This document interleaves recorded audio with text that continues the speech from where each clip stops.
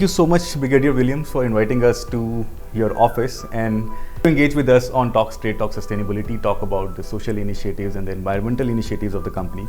So you anyway know what Talk Straight, Talk Sustainability is. Let me again, in brief, introduce you the same to you. CauseBecause has been talking to a lot of stakeholders, a lot of consumers who are our subscribers and also engage with our content and have been reading about our initiatives. Over the years, we have been taking questions only on those stakeholders' behalves. They have been asking, or say they are curious about the sustainability initiatives of the brands they engage with on everyday basis. They want to see, they want to understand where the companies are socially investing as well. Are they only looking at business from us, or also they too are conscious, and are they also investing in the sustainability initiatives? Let me just introduce Jindal Stainless to the consumers and talk about how Jindal Stainless is also part of everybody's life in there, and then we move on to the sustainability and the social initiatives of the company.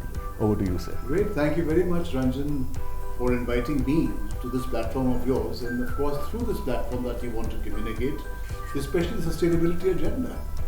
It's interesting to note as to how the consumers of today are wanting to get associated with corporate names and corporate brands who are socially responsible. And that's all part of the sustainability agenda which the UN has declared under those 17 SDGs.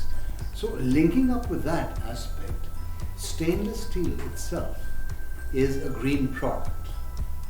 It's a green product makes it more interesting for people to understand that use of a stainless steel product is definitely much better than using a carbon steel product. And they're slowly graduating, and the per capita usage of stainless steel the world over has galloped over the years. And in India also we are seeing a gradual increase of per capita use of stainless steel. And you're finding it in every other location, whether it's to do with architecture, whether it's to do with art, or whether it is to do with the claddings at the airports.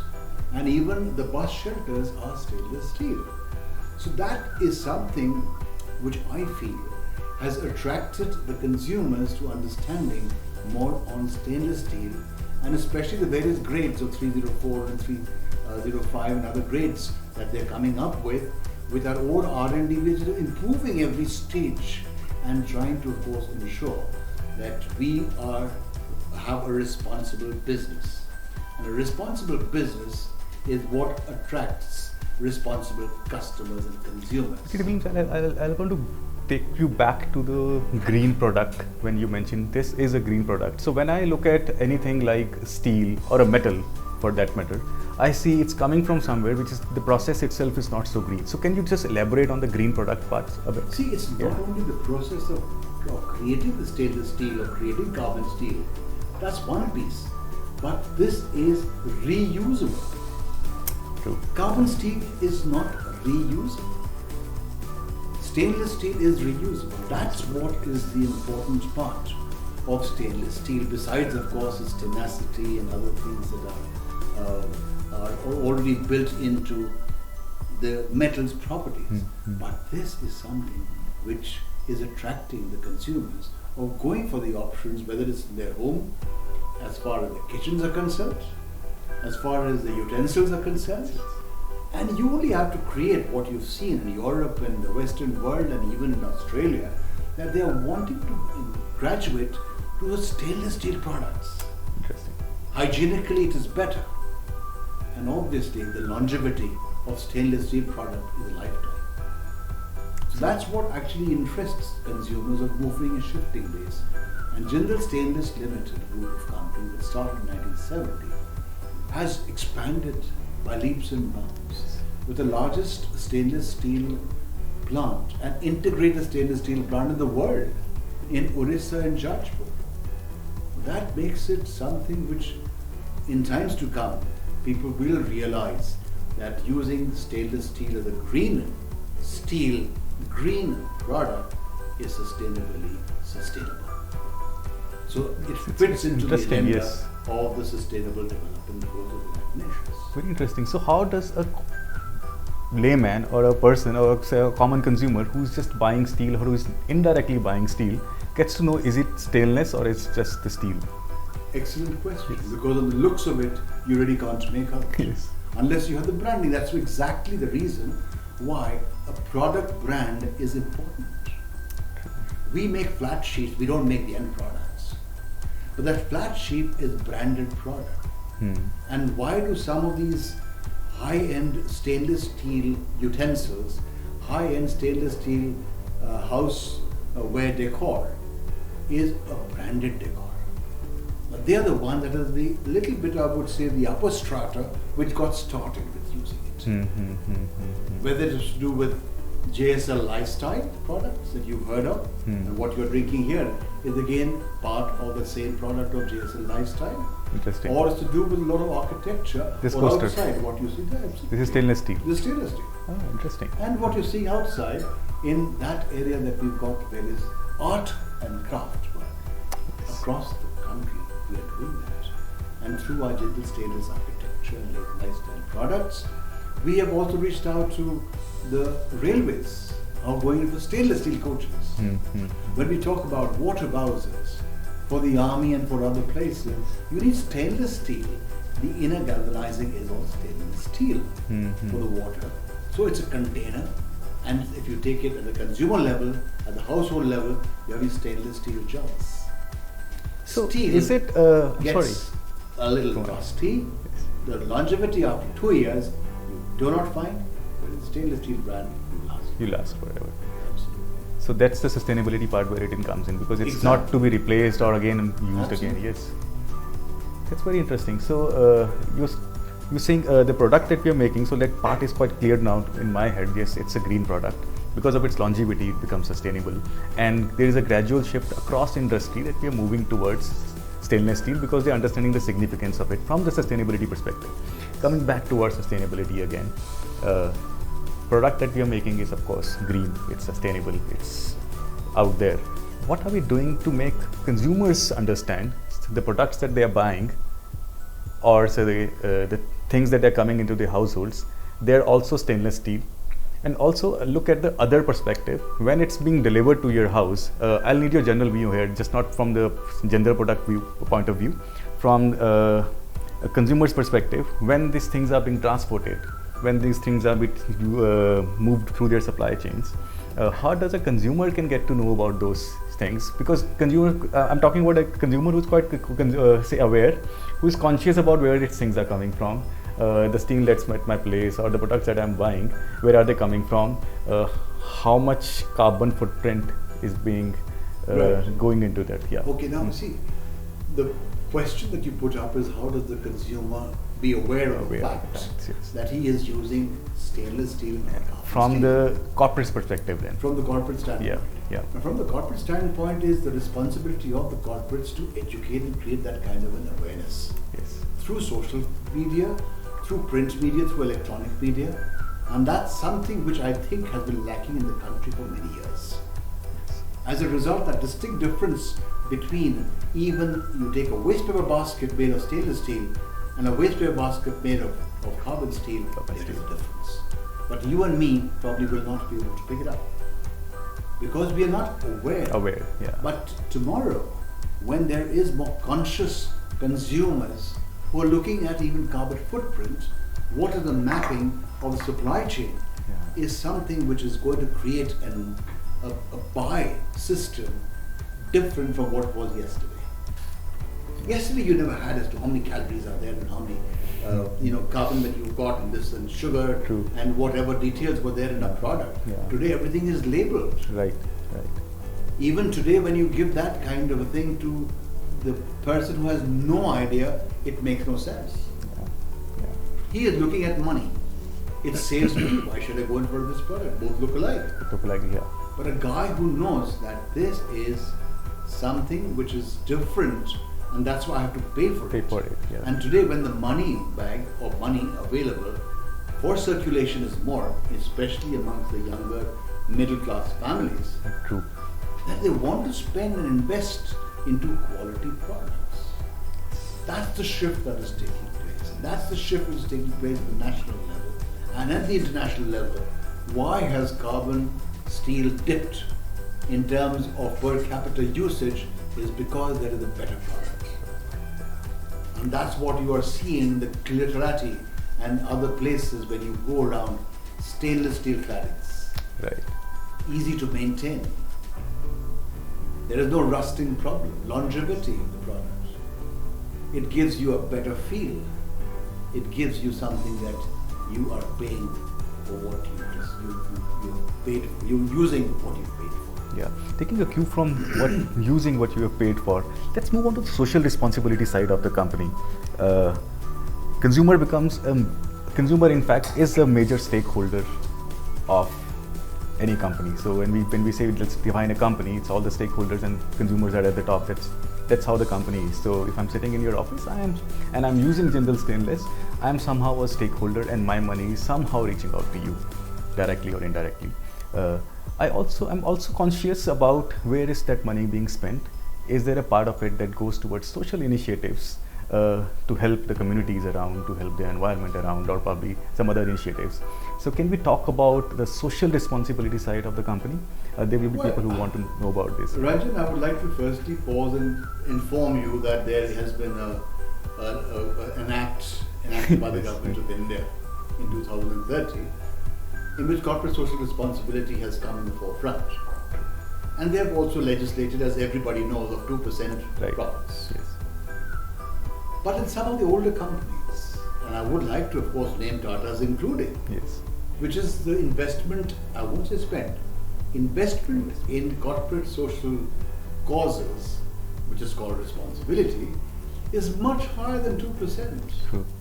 Similarly for Jindal Stainless and the entire OP Jindal group of companies, it was not only part of the percentages of profit that was being invested in the communities, because it's part of the DNA of our founder OP Jindal, who had in any case started off opening up schools, opening up hospitals, opening up other places for the community. But that was what? That was charity. That was welfare. It was a philanthropic joy. Today, the CWP, charity, welfare, philanthropy, is replaced by the corporate social responsibility, by business responsibility, and all working towards the agenda of sustainability. So JSL has in any case been doing a lot of work for the communities and has got engaged into a number of projects. Now you are aware of the fact that ours is a manufacturing industry. True. We make steel also. We do social responsibility, but we also make stainless steel. That also piece, if you just break it up, you realize that as far as the work towards stainless steel products, our manufacturing industry has got certain responsibilities towards the communities around where your plants are. So your first priority for manufacturing is for the people around your plants.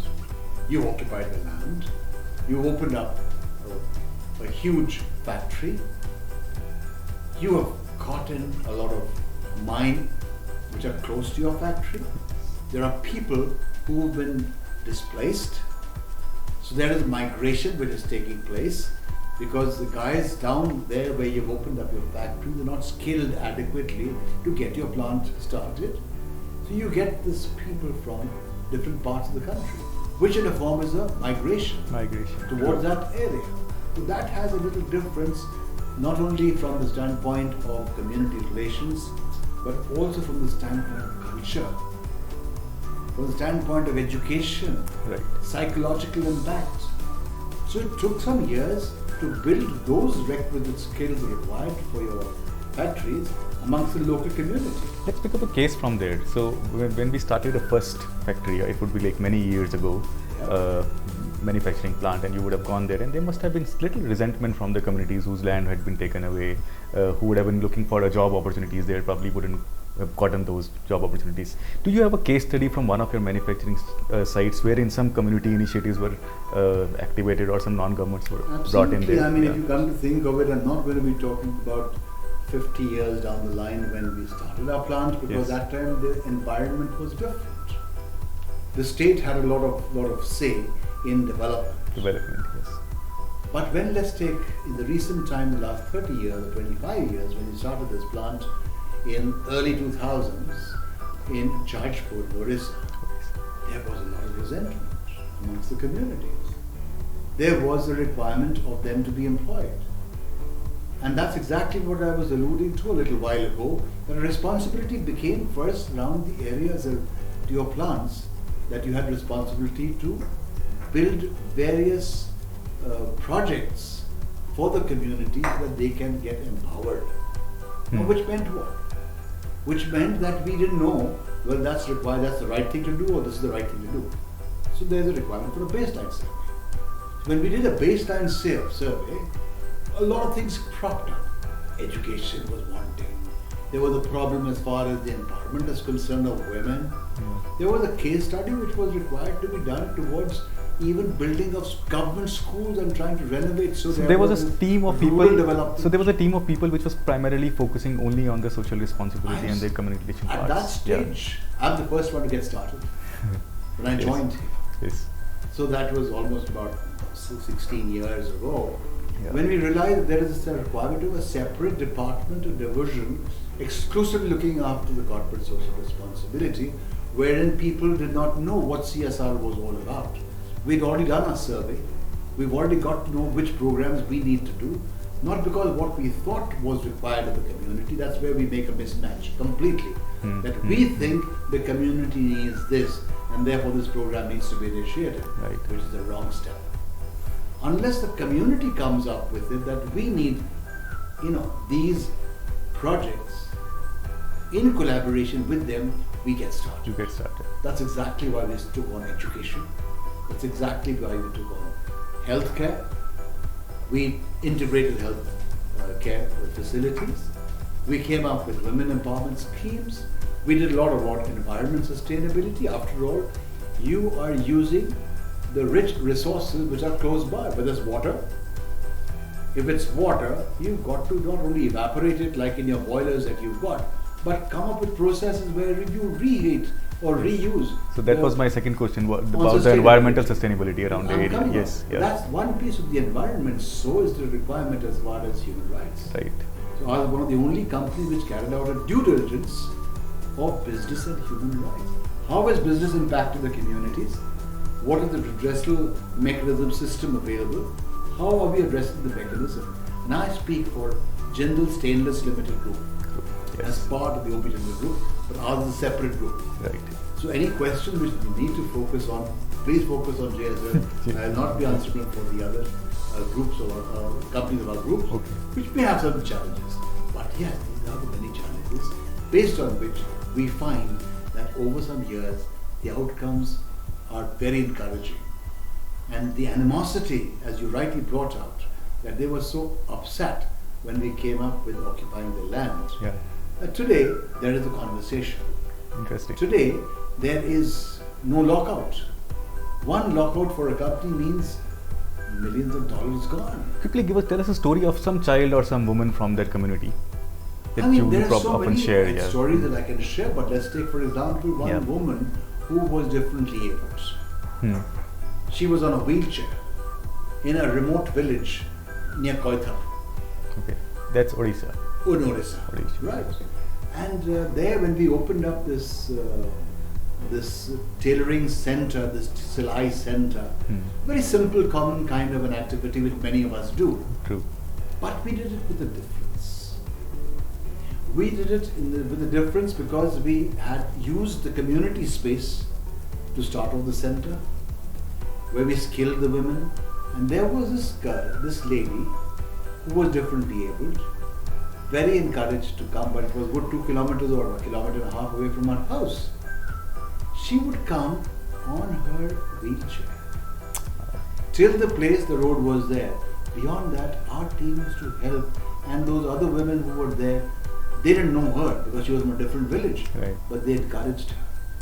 And I remember seeing that how the community and our team used to lift her every day from those 5 steps that are required to be carried. She was determined. She was determined to learn, and she did learn and opened up her own center in her village. Wow. She has employed about 7 women to get started with, and she started off initially by holding her own school.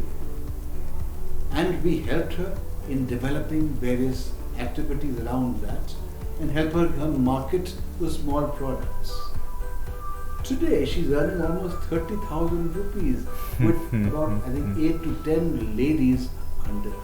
She's on the wheelchair, very, very sort of assertive and very confident. It's a true story of a grassroots entrepreneur. Absolute grassroots entrepreneur. Yeah. And I have always believed in that quality is most important rather than quantity.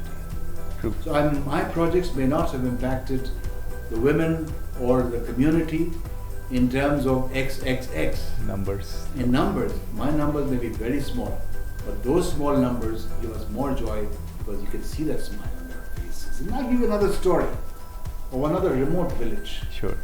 A girl, we said, come on, join the bandwagon. She was a Oriya who had no clue of doing any kind of marketing, but we empowered her over a year or 6 months, 9 months. And then we held an exhibition in Gurgaon. We got this team with the product that they had made. I went to Gurgaon, we're talking about. What was the product? Home linen. Home linen. Home linen, whom they started giving to even Fab India, some items of dress to Fab India, some home linen stuff to other corporates. Even Good Earth reached out to them on some product. Remote village. When this group of 2 to 3 women from that remote area came, I think there was one problem with language because I went to see that exhibition. And I said, you are the same one from the village in Kumari Gadia, which is a remote village, and you are looking straight into the face of the consumer and you're communicating not in English, not in Hindi, but in Oriya or the local Oriya, and the guy is understanding you. That's the confidence. True. That's something which you see the smile on the face of that rural woman who had never come out of her village. And when she goes back to the village, her father is so proud of seeing her daughter grow. She says, "ये पहली दफे गांव के बाहर गई है," and she's gone and done so well. They packaged about 2.5 lakhs profit in that exhibition. Today, that same group has got a production unit called Asmita, and they are marketing. And what we did was a sustainable piece. We shifted from linen to safety jackets. Oh, okay. Now, Kalinga Nagar, Jajpur, there are 13 corporates. Yes.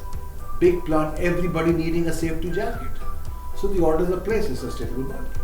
Very interesting. So such like activities are very joyful for us, and I just shared a couple of them with you. Yeah, you know what? We've started a section called Telling a Tale, wherein we are picking stories from the project's beneficiaries, like this kind of stories. So probably we'll ask for some pictures or some more details of this, and we can publish it in there. It'll be interesting. And this is what the consumers would want to know anyway. So if I'm engaging with some brand, is it like socially conscious? Is he actually going out there and investing in several initiatives? That's exactly what we're linking up with the consumers. Yes. And today's consumer is not in the A-class cities, they are in C-class cities also. They've got the money power. You go to Jajpur, I mean, the land over there is as costly as probably Gurgaon. Yeah. Amazing. They've got the money. So they want to invest, and if they can invest, besides education and health, which they're doing a lot, they want to live comfortably. So all these people who are sitting and working in this office, they are the consumers too. So it's They're just not, also they are the consumers. The consumers that we're talking about, who is employed, who has got jobs, who is working in a nice corporate, he's the consumer. So that takes me to the last point of the conversations. Are they aware of these stories internally? Do they know my brand, the company that I work for, is also socially conscious and does so many things at the grassroots? Excellent. Are they aware of not just about this? Are they also going out there and asking questions, similar questions to the other brands they engage with on everyday basis? So what does company does I to engage will not this? be able to answer your question from one till the last bit that you asked. Yes, that yes. question. But definitely share with you that the awareness of our own employees on what we are doing is very much through our monthly magazines, through our conversations that we have over social media, through our various videos we keep projecting in cafeterias, where everybody comes and watches. that this is also being done. So when from a blank they did not know what CSR is all about, today they realize that there are people like Ranjan interviewing me because there is a conscious effort to promote the responsible piece in them by not only volunteering but also being encouraged by seeing what they are in the respective areas on sustainable issues. So tell us about one or two initiatives wherein the company engages the employee in the social initiatives of the company or the environmental focused initiatives of the companies. Well, we've got certain days that are fixed. For example, the Environment Day. The day for the differently able, December 3rd. Human Rights on December 8th. There are other such kind of days that we try and celebrate. When we get the employees together, and we also get speakers like you from outside to talk to them as to what is this day of celebration about. Interesting. For example, on women empowerment on 8th of March, we every year hold an event and tell them of how our employment, women empowerment schemes have been working over the years and how they've made an effect by our own communities, by our own CSR teams, by the volunteers who are employees, have made an impact on empowering the women. And to make it a little more interesting, we get from UN Women to come and address them. We get certain project partners of ours who are engaged into this, including domestic violence. It's a great challenge, especially during COVID time. It was a big challenge. So these things have made a lot of impact on our working environment, where they themselves, the HR, have come out with various policies based on our discussions. How we've got our own complaint cell. So these things are something which are now available, and there is an engagement with our local community here. I'm talking about whether it's Delhi or whether it's Hisar or Jajpur or Vizag or wherever our plants are. We have this internal complaint cell. If there's any women harassment cases, it's brought to this community or to this council, and we've got our experts on that, including legal experts, how to address the issue or how we can preempt an issue. So those are some of those issues, I think, and it's part of the sustainability agenda. It's one of the SDGs that we're talking about. It answers the D&I question, diversity and inclusion part. Yes, D&I is very much included in this. Yes. Last but not the least, I did not want to start our conversations from the COVID-19 initiatives, but that's what primarily the CSR has all been about in the last 1 year. So I read some news about the oxygen and whatever crisis were happening, and Jindal was contributing towards that as well. So about that, a part of that, and what all initiatives you have taken around for the employees as well as for the communities around where you have been present during the COVID times, and if they're going on. Yes. See, I'll tell you, when it started, I flew from Gold Coast. I was in Australia, and I flew in from Gold Coast to Brisbane to Delhi, and I saw the guys wearing masks initially. That time, COVID had not really reached anywhere besides China and some of the countries. But the conscious effort that we saw at the airport in Singapore, maybe the Philippines, it was Singapore, that there was a change that has taken place. Something was hitting. Sure enough, 30th of January last year, the first case was detected. I remember the date in India. First case in India was detected of COVID. And I said, we've been reading about it, and I saw this in the travel, and I said, let me see whether we can do some awareness programs. Did a bit of reading, got our partners to work on for the communities in Hisar. So we engaged an awareness program. Okay. Before actually COVID started. It was officially not declared upon. But there was, by mid-February last year, there were initiatives. So that's when we got started. That conscious effort started off at that stage. And sure enough, when March came, we were prepared with just one thing at that time. And that was making masks.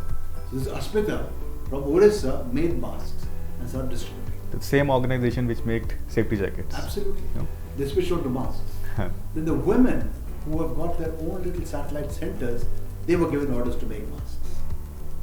So this was right at the beginning that we started off giving masks, shipping it even here. Masks were not really available.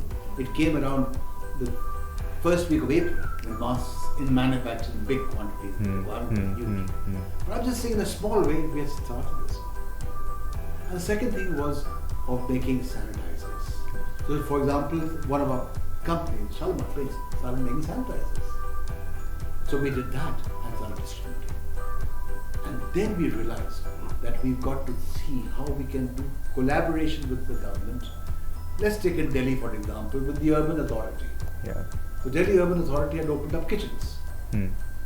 So there was a challenge around the farmers that nobody was buying the product. There was no outlet. There was no one buying. As a result, the farmers were around this area were suffering. So we came up innovatively through our partner, Gramanati. We started giving fresh vegetables to these kitchens. So that was another initiative. So we were taking them directly from the farmers and giving it to the farmers, and in collaboration with the Delhi Urban Authority, so that their kitchens were under them. Of course. We started giving some kitchens fresh food. Then other partners of ours got together rations. So when the migration was taking place, distribution of rations, opening up food counters for them, and this, of course, then everybody started doing it. We were just part of the chain and nothing to feel very proud of, but what we felt was satisfied. Of course. It's more of satisfaction, and we didn't go to town tom-tomming what we're doing. People like you guys started talking about it, that's fine. But you don't find any hoardings like that, you don't find any kind of thing. Jindal Stainless Limited distributes so many meals to the people quietly. The people know, that's more joy. And I'm not saying this just because I'm talking to you on camera. It's generally from the heart. And that pays. That pays your soul, more importantly. And corporate social responsibility is a question of head and heart. It is what I speak, the language of the heart. If I'm talking to you, whether you understand English, Hindi or otherwise, you will understand me. That's my experience in the army too, which I used to do when I was actually in the war. And I think such like of engagements, when we got started, from distribution of food to distribution of vegetables to distribution of masks to sanitizers to oxygen. And oxygen really hit this year. And this was how it happened was that our plants, we don't have oxygen plants, but they could quickly be converted into oxygen, liquid oxygen. So liquid oxygen, shipping it to different hospitals.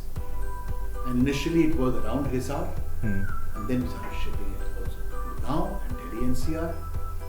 From Orissa plant, we were feeding Chhattisgarh, we were feeding Maharashtra, and also Andhra Pradesh, and even Delhi. But the quantities may not be as much as some of our other companies may have given. But the initiative was there just to support the government resources, as also to make sure that whatever little we can do, we must reach out. So oxygen cylinders and oxygen LNO were being distributed. Now in addition to that, there was this aspect of actually the oxygen cylinders being given to homes.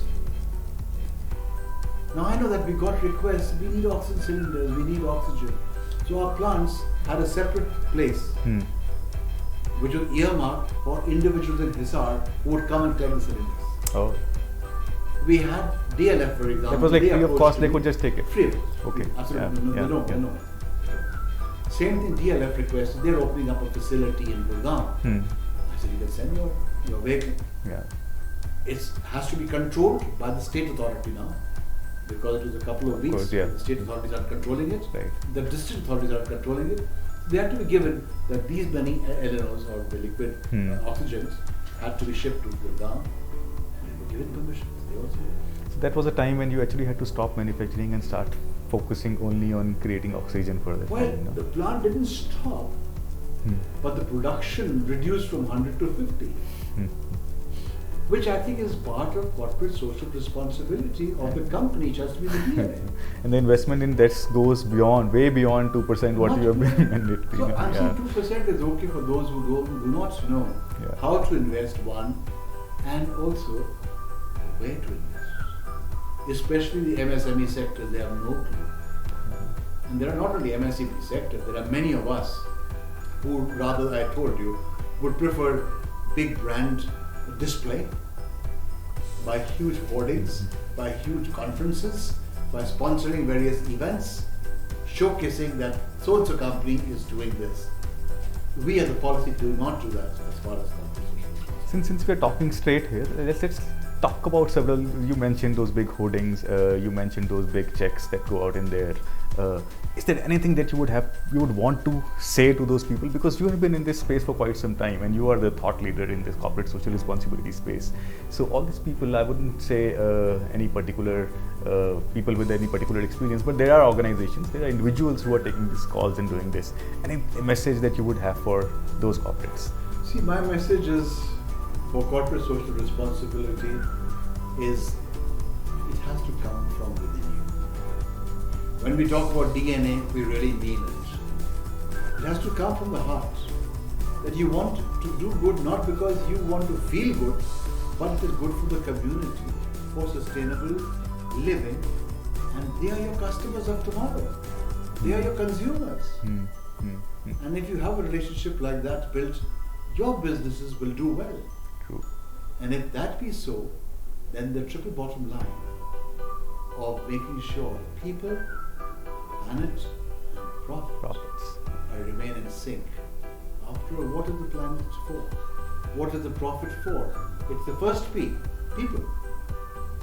You respect the people, and if people understand you, the communities will ensure that the years old of protection of the environment is their responsibility, and they will ensure that you come up with technologies which reduces your problems of carbon emissions and move from the agenda of fossil fuel to a clean fuel.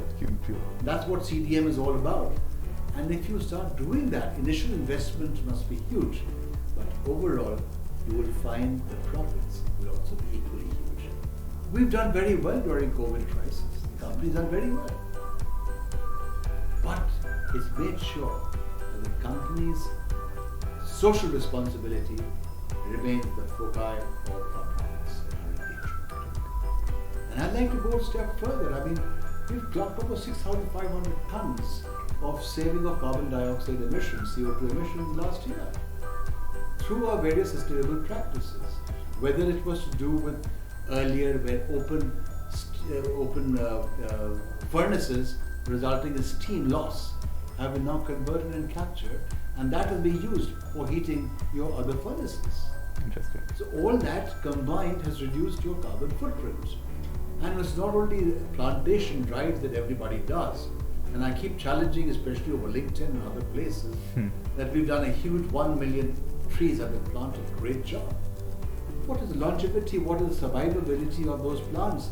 Talk about that. That's talking straight. Yes. So when I say that, when you've asked me, how do I convey a message? I said, talk from the heart and speak the language of the heart. Because there is no barrier of that language being understood by the language. Very interesting. Let's conclude it. I think we are running short of time as well. Mentioned about the corporate social responsibility. So when somebody is looking at Jindal's, of course, it's a socially responsible company, and it's in the DNA, it's in the legacy. And if you want to know more about the initiatives, where do we go? Where do we find?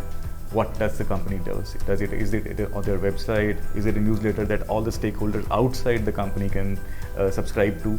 How do we get to know about the social responsibility and the sustainability side of Jindal Stainless? One is, of course, our website itself, which has got a separate drop box on sustainability and sustainability issues. You can read that. That's updated as often as possible, but there are gaps. To fill in those gaps, we've got a lot of social platforms. We've got LinkedIn platform, we've got a Facebook platform, we've got the other chats that we have. Right now we're having a chat. People like you are spreading the word. But I am saying is, we would like to, of course, give in our best, but I don't pay for what I'm speaking.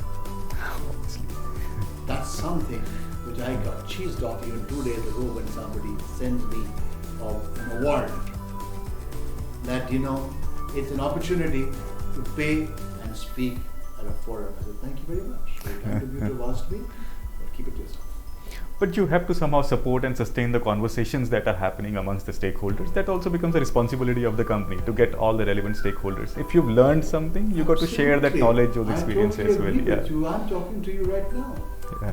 I need to support you to spread this word. True. Of sustainability agenda, not only for me but for the entire sustainability agenda. Yes. How you share it with the community is you are the professional.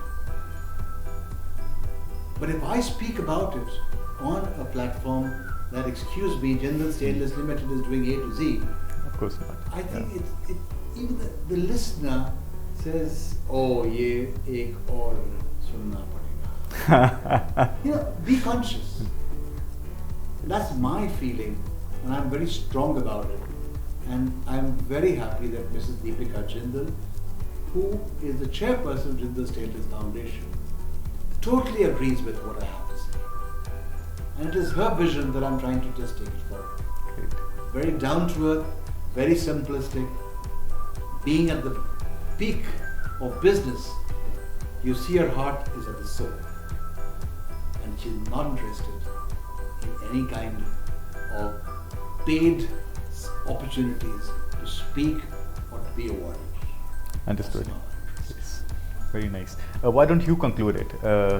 All the conversation that we have had, we've talked about corporate social responsibility, we've talked about sustainability initiatives. What a layman should look at when it's participating or say engaging with the brand Jindal Stainless. Excellent. I mean, thank you very much for asking me to wrap up. But before I do that, I also want to support the fact that whatever is not reported is not done. Right. Now that is something which is open to everybody to have a look. Yes. So whether you have an impact assessment, what we've done is gone a step further by documenting all our activities along the SDGs. Along the SDGs on a digital platform which is available on our website.